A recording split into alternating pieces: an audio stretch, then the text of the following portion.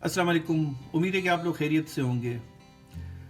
ये जो video session में रिकॉर्ड करने जा रहा हूँ, स्पेशली जो स्टूडेंट्स हैं, ये उनके लिए है। बहुत सारे स्टूडेंट्स मैंने ऐसे देखे हैं कि जो बहुत ज़्यादा, जिसको आसान अल्फाज में कहूँ कि दबा के मेहनत कर रहे होते हैं, कि किताब को हुर्फ ब हुर्फ पढ़ना होता है, और ख़ास करके एग्ज़ाम में।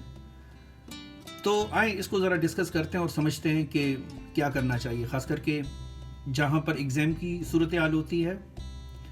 बहुत सारे बच्चों की ये तबीयत होती है कि वो एक परफेक्ट अंदाज से पढ़ते हैं कि किताब के पहले वर्ड से लेकर, अलिफ से लेकर ये तक मुझे सब पढ़ना है, और एक ऑर्गेनाइज्ड वे में। और बहुत सारे स्टूडेंट्स ऐसे हैं जो नोट से तैयारी करते हैं, दूसरे स्टूडेंट्स के साथ मशवरे करते हैं कि एग्ज़ाम में क्या आता है, कौन से टीचर का क्या मिजाज है, कौन से टीचर कौन से सवाल देते हैं, कौन सा बोर्ड कौन से क्वेश्चंस पूछ रहा होता है। अब इन दोनों में फ़र्क क्या है? अब देखें, हर इंसान दूसरे से फ़र्क है। बहुत सारे लोगों की शख्सियत का ये हिस्सा होता है कि वो हर चीज़ को एक परफेक्ट अंदाज में लेकर चलते हैं। मेरे बहुत सारे करीबी दोस्त ऐसे हैं जो कि जब तक परफेक्टली एक एक पेज नहीं पढ़े उन्हें तसल्ली नहीं होती, और उन्हें लग रहा होता है कि शायद वो किसी तरीके से कोई शॉर्टकट कर रहे हैं, या जिसको आसान अल्फाज में जुगाड़ कहा जाता है।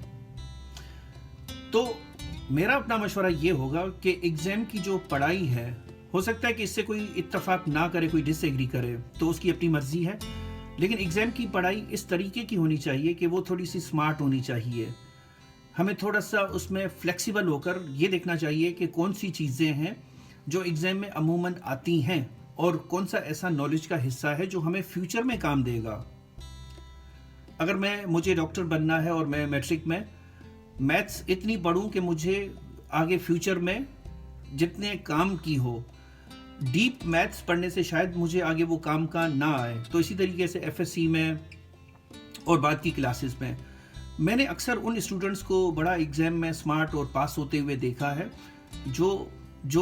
जिनकी स्मार्टनेस इस तरीके से होती है कि उनके रवाबित बड़े स्ट्रॉन्ग होते हैं, जो कंबाइन स्टडी कर रहे होते हैं, मशवरे कर रहे होते हैं कि क्या आता है क्या नहीं आता है। बजाय इनके, इवन सीपीएसपी स्पेशलाइजेशन के लेवल्स पर काफ़ी डॉक्टर्स को मैंने देखा है कि बार बार उनके फेल होने की रीज़न ये होती है कि वो अपनी जो स्टडी होती है वो आइसोलेटेड कर रहे होते हैं, दूसरे लोगों के साथ इतनी उनकी शिरकत नहीं होती।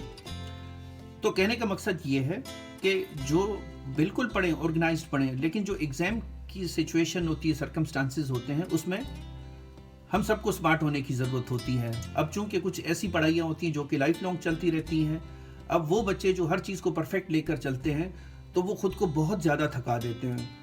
तो फिर उनसे आगे जाकर वो कहते हैं कि यार पढ़ाई फिर मैं बैठूंगा, फिर मुझे 20-20 घंटे पढ़ना है, या 16-16 घंटे पढ़ना है, जितना जिसका टेम्परामेंट हो पढ़ने का।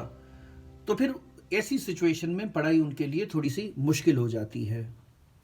आप सबके राय का मुझे इंतज़ार रहेगा, कमेंट्स में ज़रूर मेंशन कीजिएगा। इसके साथ ही अपना बहुत सारा ख्याल रखिएगा।